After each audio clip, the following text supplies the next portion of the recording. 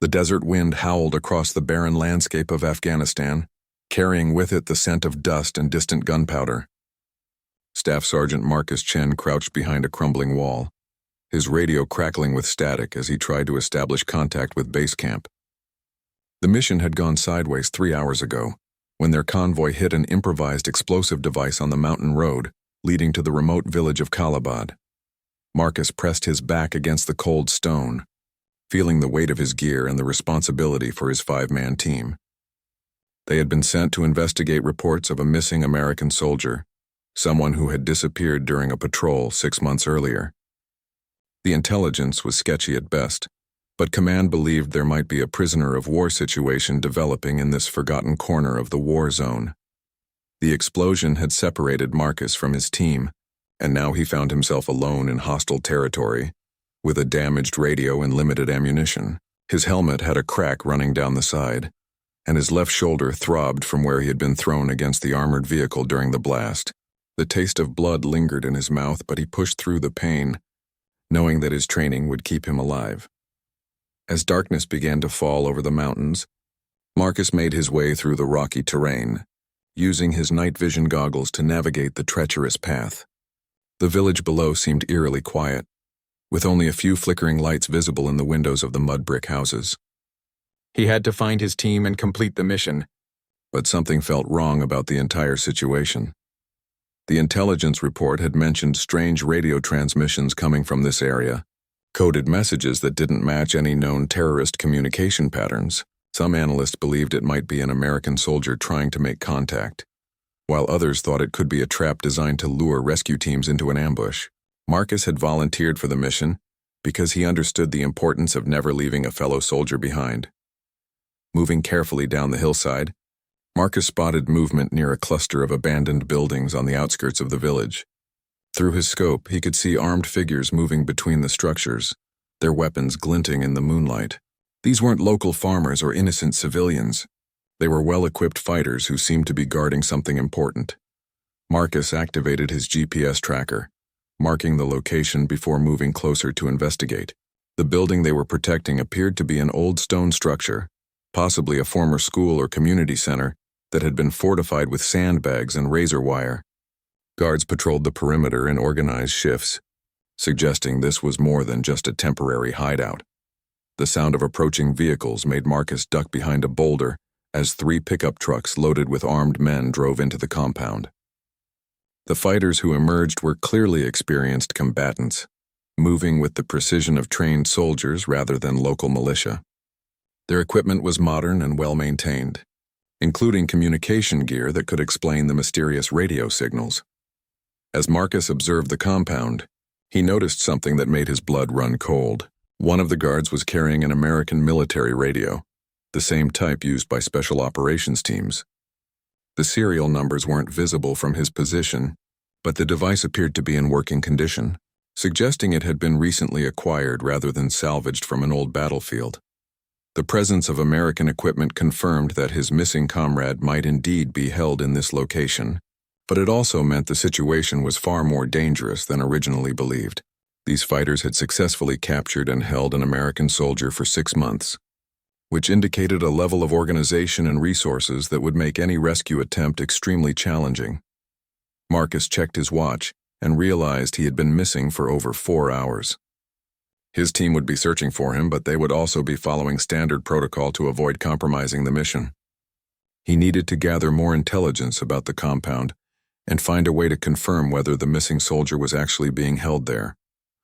Moving to a better vantage point, Marcus began documenting the guard rotations and defensive positions using his tactical camera.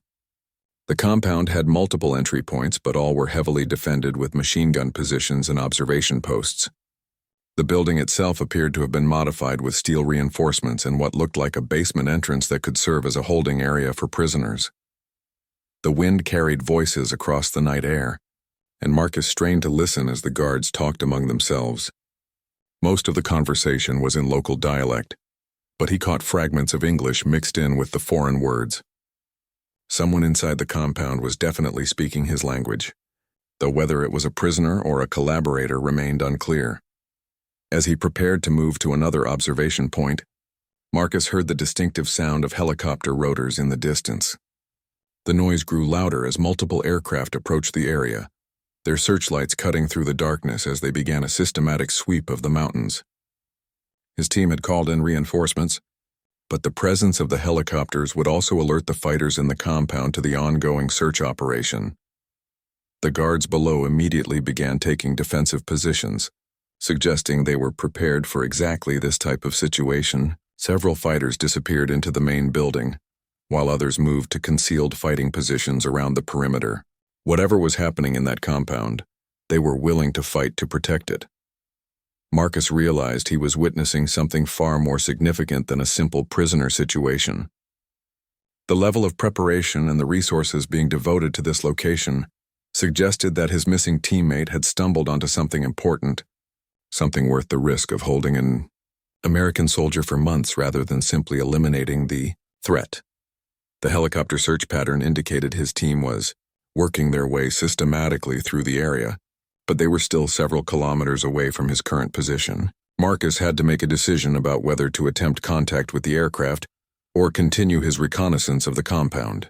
Either choice carried significant risks, but the mission parameters were clear about gathering intelligence on the missing soldier.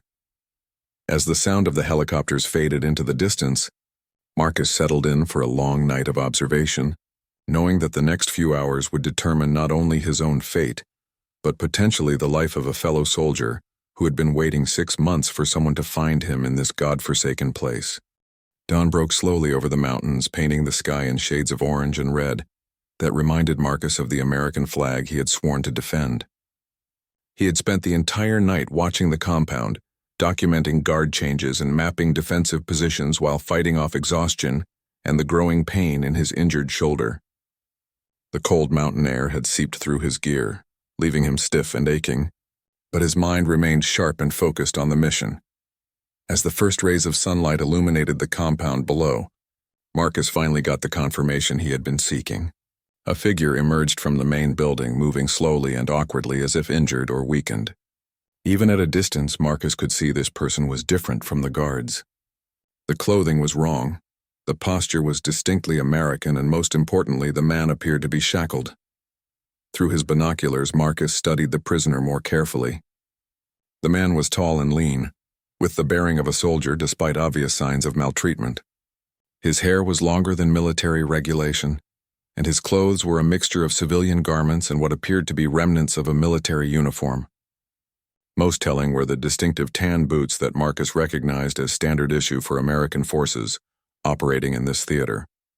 The prisoner was allowed only a few minutes outside the building, closely supervised by 2 armed guards who kept their weapons trained on him at all times. Marcus watched as the man walked in a small circle, stretching muscles that had clearly been confined for too long. There was something defiant in his movements, a refusal to be completely broken despite months of captivity. Marcus activated his emergency beacon, sending a coded signal that would alert his team to his position without revealing his exact location to enemy forces. The signal contained basic information about the compound and confirmed the presence of what appeared to be an American prisoner. Within minutes, his radio crackled to life with the voice of his team leader, Lieutenant Sarah Rodriguez. The conversation was brief and conducted in code, but Marcus was able to convey the essential details about the compound's defenses and the prisoner situation. Rodriguez confirmed that additional special operations teams were being deployed to the area, including a Navy SEAL unit that specialized in hostage rescue operations. The cavalry was coming, but it would take time to organize a proper assault on such a well-defended position. As Marcus ended the radio communication, he noticed increased activity in the compound below. The guards were moving with more urgency, and several vehicles had arrived during the early morning hours. Something had changed, and the fighters seemed to be preparing for either an evacuation or a prolonged siege. The prisoner had been moved back inside the building, and Marcus hadn't seen him since the brief appearance at dawn. The sound of approaching aircraft made Marcus take cover as 2 military helicopters flew over the area at high altitude. They were conducting reconnaissance, probably taking photographs and thermal imaging of the compound to support the rescue planning. The fighters below responded by moving to concealed positions, but they made no attempt to flee the area, suggesting they were confident in their defensive preparations. Marcus spent the morning hours working his way closer to the compound, using natural cover and abandoned buildings to improve his observation position. The closer he got, the more details he could gather about the facility's layout and the number of defenders. What he discovered was deeply troubling. This wasn't just a temporary holding facility for one prisoner. The compound had been extensively modified and fortified, suggesting it was a permanent installation used for multiple purposes. In one of the outbuildings, Marcus observed what appeared to be a communication center with sophisticated radio equipment and computer systems. The level of technology was far beyond what local fighters would normally possess, indicating this operation had significant financial backing and technical support. The missing American soldier had apparently stumbled into something much larger than a simple patrol ambush. Around midday, Marcus witnessed something that changed his understanding of the entire situation. A convoy of vehicles approached the compound, but instead of more fighters, they brought what appeared to be civilian officials, or perhaps intelligence operatives. These individuals were clearly important, as they were met with considerable ceremony and escorted immediately into the main building where the prisoner was being held. The arrival of these officials suggested that negotiations or interrogations were taking place, which could mean the prisoner was being used for intelligence gathering, rather than simply being held for propaganda purposes. This development added urgency to the rescue operation, as prolonged interrogation could compromise other American operations in the region if the prisoner had access to classified information.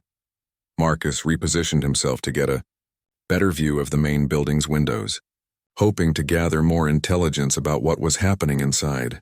Through one partially covered window, he caught a glimpse of the prisoner sitting at a table across from two men in civilian clothes.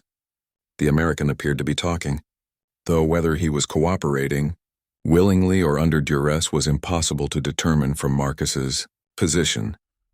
The afternoon brought unexpected developments, as Marcus observed a heated argument between some of the guards and the civilian officials. Voices were raised and there was obvious disagreement about something related to the prisoner. One of the officials appeared to be advocating for moving the American to a different location, while the local commander seemed opposed to the idea. As the argument continued, Marcus realized this might represent an opportunity for the rescue operation. If the prisoner was moved during transport, he would be more vulnerable than in the heavily fortified compound. Marcus immediately relayed this intelligence to his team, knowing that the timing of any rescue attempt might depend on intercepting such a transfer. The discussion below eventually ended with what appeared to be a compromise.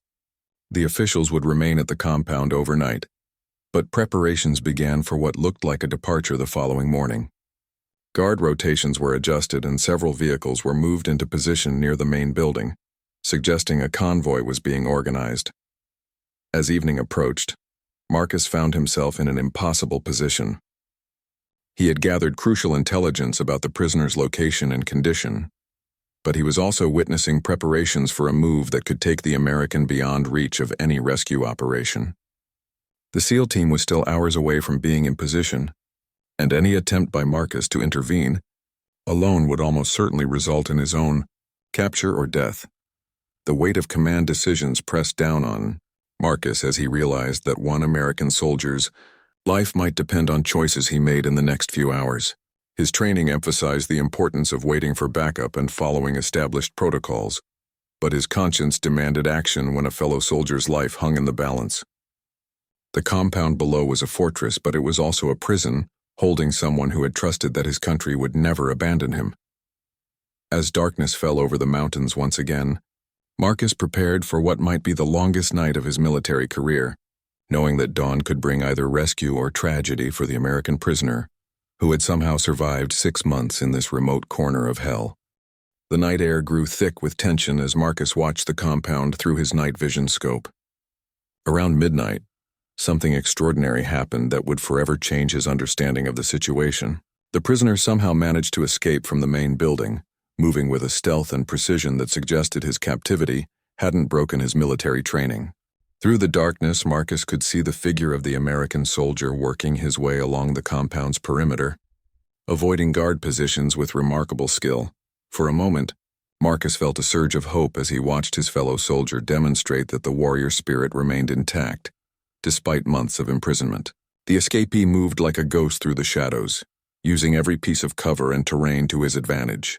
However, Marcus quickly realized that the prisoner's knowledge of the compound's layout was limited, and he was heading directly toward a section of the perimeter that was heavily monitored by motion sensors and hidden guards. The escape attempt lasted only minutes, before alarms began sounding throughout the compound. Spotlights blazed to life, sweeping across the area where the prisoner had been moving. Within seconds, dozens of fighters emerged from their positions surrounding the escapee before he could reach the outer fence. Marcus watched helplessly as his fellow American was recaptured, struck repeatedly with rifle butts, and dragged back toward the main building. What happened next revealed the true character of the man who had endured 6 months of captivity. Despite being beaten and outnumbered, the prisoner continued to resist, refusing to cooperate even when faced with obvious consequences for his escape attempt. Through his scope, Marcus could see the defiance in the soldier's posture, the refusal to be broken even in the face of brutal retaliation. The failed escape had immediate consequences for the rescue operation.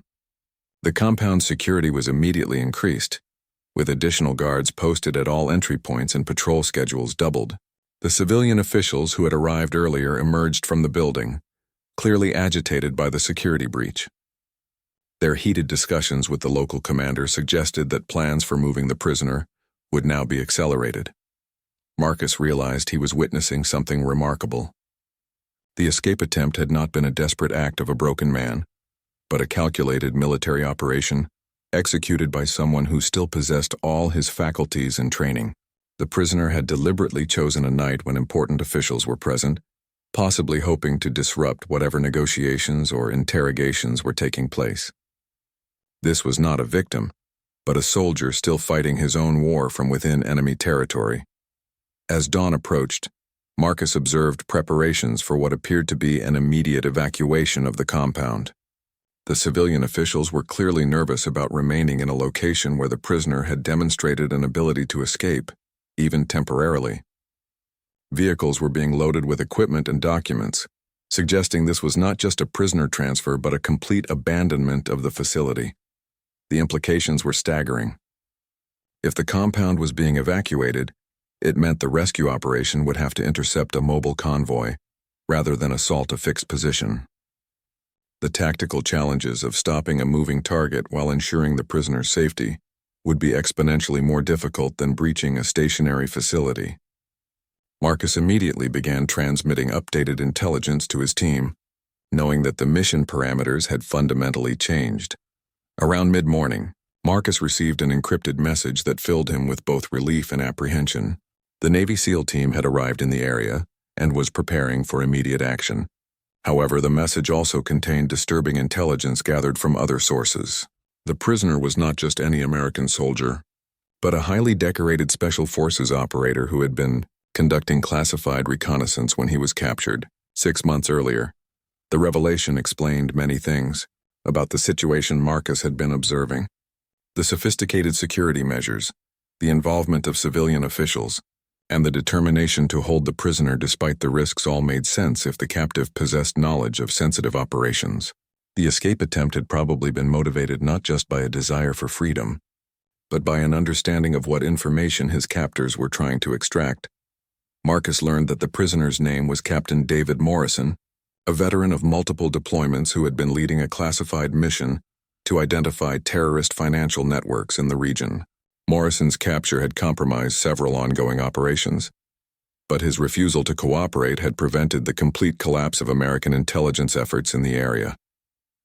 The man was not just a prisoner but a hero who had been protecting critical secrets for 6 months under conditions Marcus could barely imagine. The SEAL team's plan was ambitious and dangerous. They would attempt to intercept the convoy during its movement through a narrow mountain pass about 20 kilometers from the compound. Marcus's role would be to maintain visual contact with the target and provide real-time intelligence about convoy composition and defensive positions. The operation would require split-second timing and flawless execution, with no margin for error. As the convoy preparation continued below, Marcus found himself studying Captain Morrison with new respect and understanding. The man's resistance to interrogation, his escape attempt, and his continued defiance all took on new meaning when viewed through the lens of his military record and the classified nature of his original mission. Morrison wasn't just surviving his captivity, he was continuing to serve his country under impossible circumstances. The emotional weight of the situation began to affect Marcus as he realized what Morrison had endured. 6 months of imprisonment, constant interrogation, physical abuse, and psychological pressure, all while protecting information that could save other American lives. The failed escape attempt had probably resulted in severe punishment, yet Morrison continued to resist. Marcus had never encountered such dedication to duty and country. Shortly after noon, the convoy began forming up in the compound courtyard. 3 heavily armed pickup trucks surrounded a modified van that Marcus assumed contained Morrison. Additional vehicles carried the civilian officials and their security details, creating a formidable mobile force that would be extremely difficult to stop without causing casualties among friendly forces. Marcus positioned himself at a vantage point overlooking the route the convoy would take. Knowing that the next few hours would determine whether Morrison would finally be rescued or disappear forever into the remote regions where no rescue operation could reach him, the SEAL team was somewhere in the mountains ahead, preparing for an operation that would require every bit of their legendary skill and courage. As the convoy engines started and the vehicles began moving toward the compound gates, Marcus felt the weight of responsibility settling on his shoulders. His intelligence reports and real-time observations would guide the rescue team's actions, and any mistakes could result in Morrison's death after 6 months of holding on to hope for rescue. The legend that the SEALs had discovered was still breathing, still fighting, and still waiting for his brothers to bring him home. The convoy moved through the mountain roads like a snake winding through rocky terrain, with Marcus tracking their progress from elevated positions along the route. Each vehicle was heavily loaded with armed fighters, and the modified van carrying Morrison was positioned in the center of the formation, making any rescue attempt extremely challenging. The civilian officials rode in an armored vehicle near the front, clearly taking no chances with their own safety while transporting their valuable prisoner. Marcus maintained constant communication with the SEAL team, providing updates on convoy speed, composition, and defensive positions. The terrorists had learned from previous encounters with American forces, spacing their vehicles to prevent a single attack from destroying the entire convoy, while maintaining overlapping fields of fire to protect against ambush. Morrison's captors were professionals who understood the stakes involved in keeping their prize. Through his scope, Marcus occasionally caught glimpses of movement in the van carrying Morrison. The prisoner appeared to be conscious and alert, possibly even aware that rescue operations were underway. There was something in Morrison's posture that suggested he was preparing for action, as if 6 months of captivity hadn't diminished his readiness to fight when the opportunity arose. The man was clearly made of different material than ordinary soldiers. As the convoy approached the narrow pass where the SEAL team waited, Marcus observed increased vigilance among the guards. The fighters were scanning the ridgelines and cliff tops, obviously aware that the terrain offered ideal ambush positions. Several vehicles had machine guns mounted on improvised turrets, and Marcus could see that the guards had their weapons ready for immediate action. These weren't amateur fighters, but experienced combatants who had survived previous encounters with coalition forces. The tension in Marcus's radio earpiece was palpable as the SEAL team leader provided final coordination instructions. The plan called for simultaneous attacks on the lead and rear vehicles to trap the convoy in the narrow pass, followed by precision strikes to neutralize guards while avoiding harm to Morrison. The operation would unfold in seconds, requiring perfect timing and marksmanship from every team member involved. Marcus positioned himself where he could observe the entire ambush site, his role now shifting from reconnaissance to overwatch and communication. Through his scope, he could see SEAL snipers positioned on both sides of the pass, their rifles trained on specific targets within the convoy. Additional team members were concealed along the road itself, ready to assault the vehicles once the initial strikes disabled the convoy's mobility and firepower. The first vehicle entered the kill zone exactly as planned, followed closely by the van containing Morrison and the remaining convoy elements. Marcus held his breath as he watched the SEAL team execute their attack with the precision that had made them legendary. The lead and rear vehicles erupted in synchronized explosions, effectively trapping the convoy between walls of twisted metal and flames while eliminating the heaviest weapons platforms. What followed was a masterpiece of military precision that Marcus would remember for the rest of his life. SEAL operators emerged from concealment like ghosts, engaging targets with surgical accuracy while moving toward the van holding Morrison. The terrorist fighters, despite their experience and preparation, were overwhelmed by the speed and violence of the assault. Within minutes, the pass was filled with the sound of automatic weapons fire and the shouts of men fighting for their lives. Through the chaos, Marcus watched as Morrison somehow managed to break free from his restraints inside the van. The prisoner burst through the vehicle's rear doors, immediately engaging his guards in hand-to-hand combat, despite being weakened by months of captivity. Morrison fought with the fury of a man who had been denied the opportunity to strike back for too long, using every technique in his special forces training to neutralize threats. The sight of Morrison fighting alongside his rescuers was both inspiring and heartbreaking. The man was clearly malnourished and injured, but his spirit remained unbroken. He moved with the instincts of a seasoned warrior, covering the SEAL operators as they cleared remaining threats and secured the ambush site. 6 months of imprisonment had not diminished his effectiveness as a soldier, though the physical toll was obvious to anyone watching. Marcus provided real-time intelligence to the assault team, identifying remaining threats and coordinating with helicopter support that was inbound to extract the rescue force.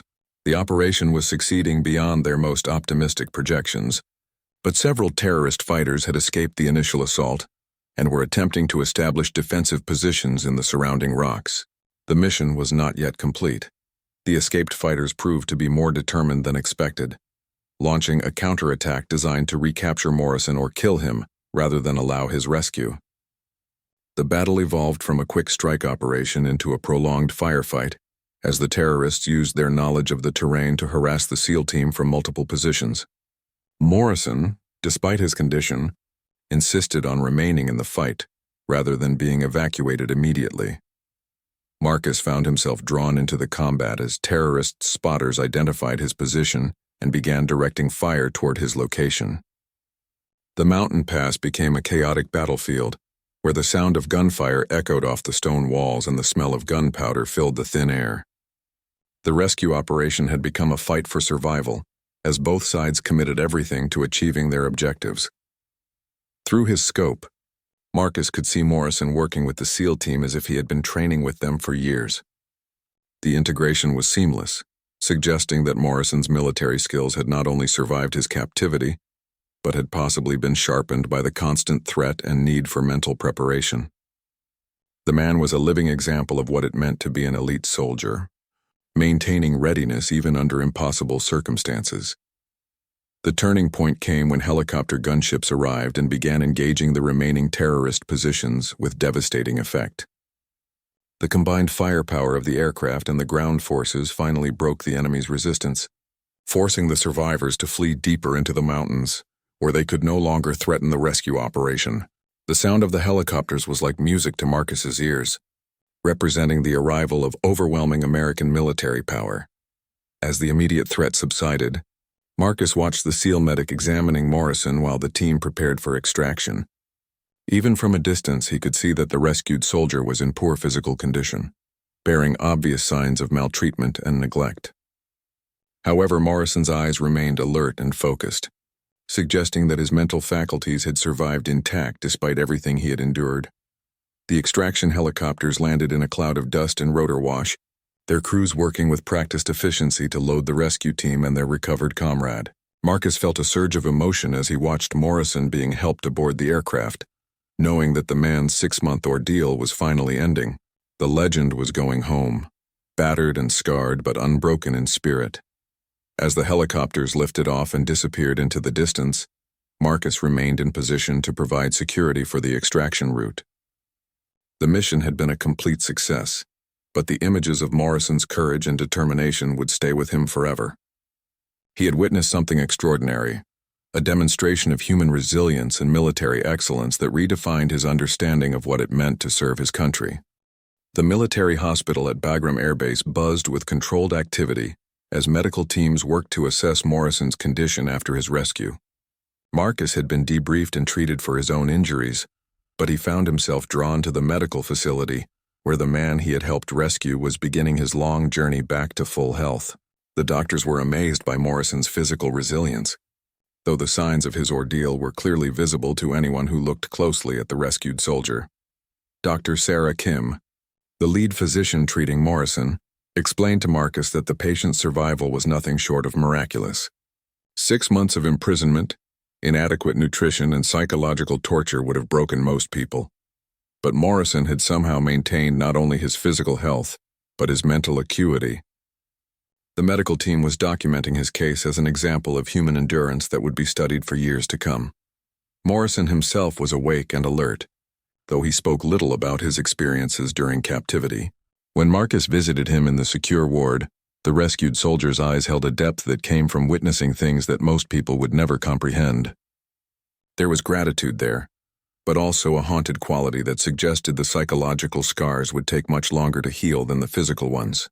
The legend was breathing, but he was also profoundly changed by his experience. During their conversation, Morrison revealed details about his captivity that painted a picture of systematic torture and interrogation, designed to break his spirit and extract classified information.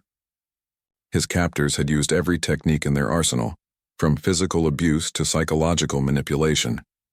But Morrison had found ways to resist that went beyond standard military training.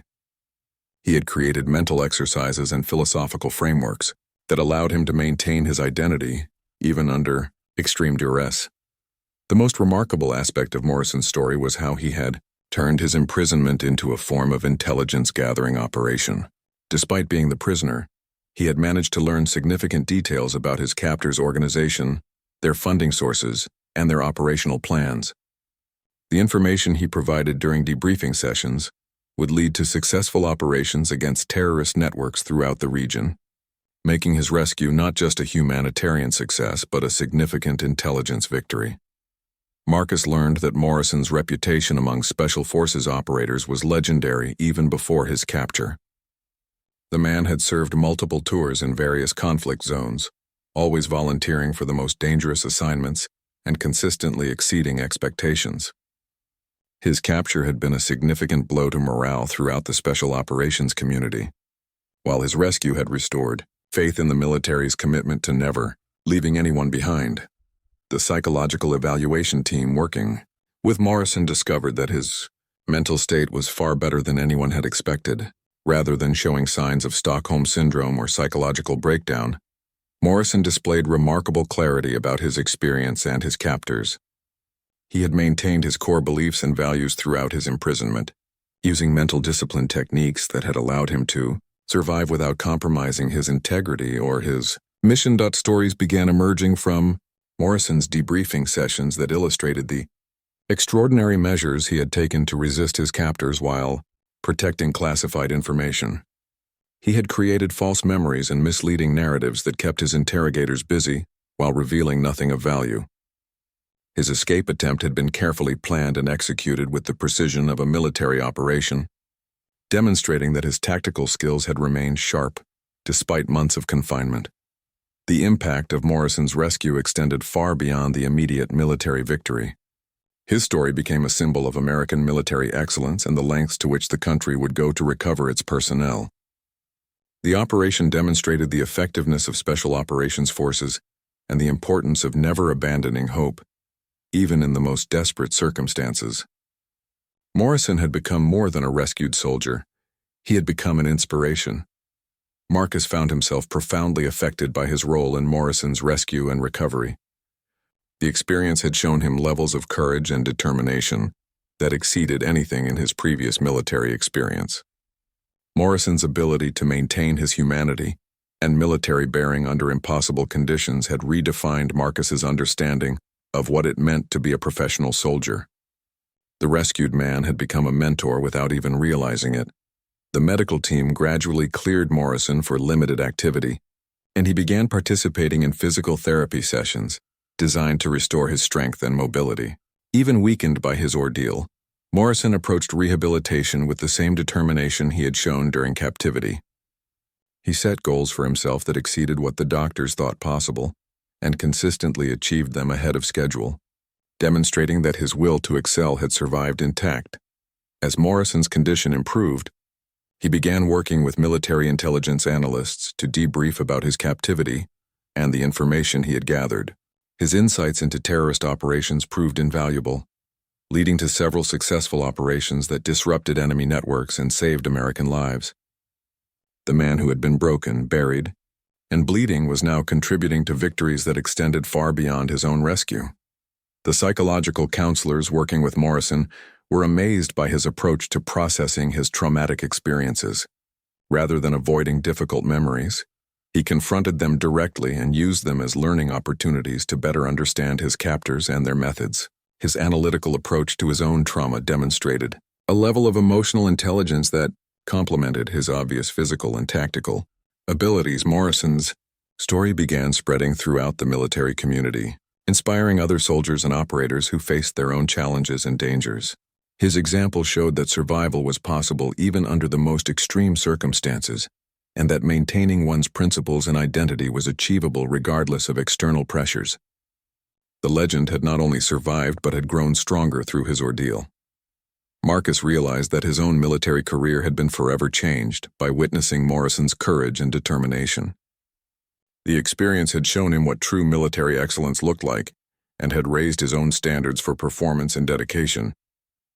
Morrison had demonstrated that being a soldier was not just about fighting battles, but about maintaining honor and integrity under any circumstances. As Morrison prepared for his eventual return to the United States, he began working on documenting his experiences for training purposes. His insights into resistance techniques, psychological survival methods, and intelligence gathering under extreme conditions would become part of military education programs. The man who had suffered alone for 6 months was now ensuring that other soldiers would be better prepared for similar challenges. The transformation was remarkable to observe. Morrison had entered captivity as an excellent soldier and was emerging as something approaching a military philosopher, someone who had found deeper meaning in service and sacrifice. His ordeal had not diminished him, but had revealed dimensions of character that even he had not known existed. The legend was not just breathing. He was evolving into something even greater than he had been before. 6 months after his rescue, Captain David Morrison stood before a packed auditorium at the National Defense University, preparing to deliver a lecture that would become legendary in military circles. The physical transformation was remarkable, as intensive rehabilitation had restored much of his strength and vitality. But the mental and spiritual growth was even more impressive. Morrison had not simply recovered from his ordeal, he had transcended it, becoming something greater than he had been before his captivity. Marcus sat in the front row, watching his friend prepare to share insights that had been earned through unimaginable suffering and hardship. The bond between them had grown strong during Morrison's recovery, built on mutual respect and shared understanding of what it meant to serve at the highest levels of military excellence. Morrison had become not just a colleague but a mentor who had redefined Marcus's understanding of courage, resilience, and dedication. Morrison's presentation began with a simple statement that would resonate throughout the military community for years to come. He explained that his 6 months in captivity had taught him more about leadership, strategy, and human nature than his previous decade of military service. The experience had stripped away everything superficial and revealed the core principles that truly mattered when everything else was taken away. His words carried weight because they had been tested under conditions that few people could survive. The audience was transfixed as Morrison described the mental techniques he had developed to maintain his sanity and resistance during interrogation. He had created elaborate fantasy worlds in his mind, constructed complex mathematical problems to solve, and developed philosophical frameworks that allowed him to maintain perspective even under extreme duress. These techniques were now being incorporated into military training programs, potentially saving lives and preserving operational security in future conflicts. Morrison's insights into his captors proved equally valuable, as he had used his imprisonment to conduct detailed intelligence gathering that continued to benefit American operations months after his rescue. He had memorized faces, voices, organizational structures, and operational procedures that provided unprecedented insight into terrorist networks. His ability to maintain analytical objectivity while being tortured demonstrated a level of professionalism that exceeded anything in military textbooks. The emotional impact of Morrison's story extended far beyond tactical and strategic considerations. His example had inspired countless military personnel to reconsider their own commitments to service and sacrifice. Letters poured in from soldiers around the world who found strength in Morrison's example when facing their own challenges and dangers. He had become a living symbol of what it meant to serve with honor regardless of circumstances. Morrison's family had been profoundly affected by his ordeal and recovery, with his wife Sarah and 2 young children having endured their own form of captivity while waiting for news of his fate. The reunion had been emotional beyond description, but Morrison's growth during his imprisonment had actually strengthened rather than damaged his family relationships.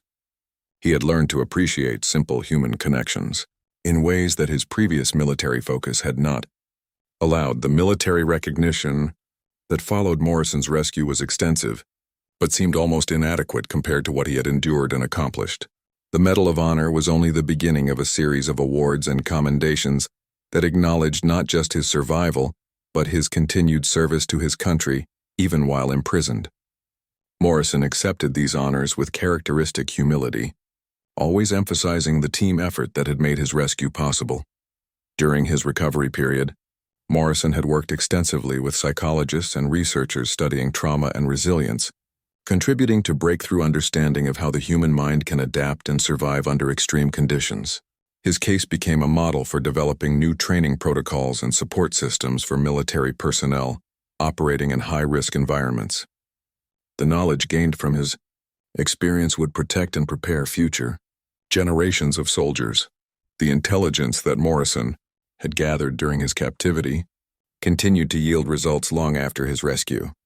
His detailed observations and analysis had led to the identification and elimination of several major terrorist cells, the disruption of financing networks, and the prevention of planned attacks against civilian and military targets.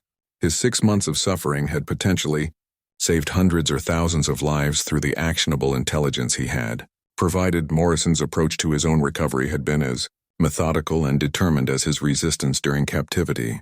He had set specific goals for physical rehabilitation, mental health recovery, and professional development, achieving each milestone ahead of schedule through sheer determination and disciplined effort.